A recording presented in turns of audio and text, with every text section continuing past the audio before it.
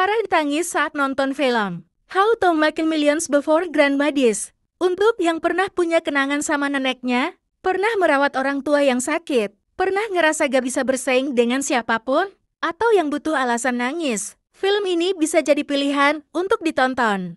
Adalah gamer yang tidak punya tujuan hidup yang jelas. Ia berharap bisa menghasilkan uang dari bermain game, tapi kenyataannya berlainan. Kemudian ia melihat sepupunya merawat sang kakek, yang menurutnya tidak menghasilkan apa-apa. Kenyataannya, ketika kakek itu meninggal, sepupunya mendapat warisan rumah. Termotivasi melakukan hal yang sama. Ia ingin merawat neneknya yang sakit kanker stadium 4 untuk mendapatkan warisan. Meski awal niatnya tidak tulus, tapi kehadiran mengisi kesepian dari neneknya. Perubahan sikap terhadap neneknya jadi hal yang menarik. Bila bertanya di mana sedihnya, film ini punya pondasi cerita yang kokoh sejak awal. Atau bisa dibilang alur berjalan lambat. Penonton diperkenalkan dengan satu persatu karakter, sekaligus masuk ke inti ceritanya.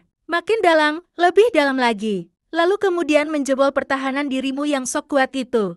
Hal-hal yang bikin nangis itu ada di tiap dialog, tiap adegan, tiap momen silen. Meski saat itu pemerannya tidak sedang menangis, itu adalah ungkapan-ungkapan biasa, yang entah kenapa bisa menimbulkan tangis. Sesekali juga bikin tawa tergelak. Ada juga shot-shot adegan yang tampak realistis, seperti rumah neneknya, pasar, jalanan. Meski berulang, tapi itu jadi bagian dari membangun cerita. Film ini seperti realitas potret keluarga, khususnya Asia Tenggara, yang pasti banyak relate dengan kisahnya. Potret ibu yang punya anak favorit, membuat anak lainnya merasa iri. Meski telah berusaha jadi yang terbaik, tetap saja ia bukan yang terbaik bagi ibunya. Ini menyedihkan, sekaligus menyesakan. Salah satu dialog memorable. Ibu mewariskan rumah untuk anak laki-laki, tapi mewariskan penyakit kanker untuk anak perempuan.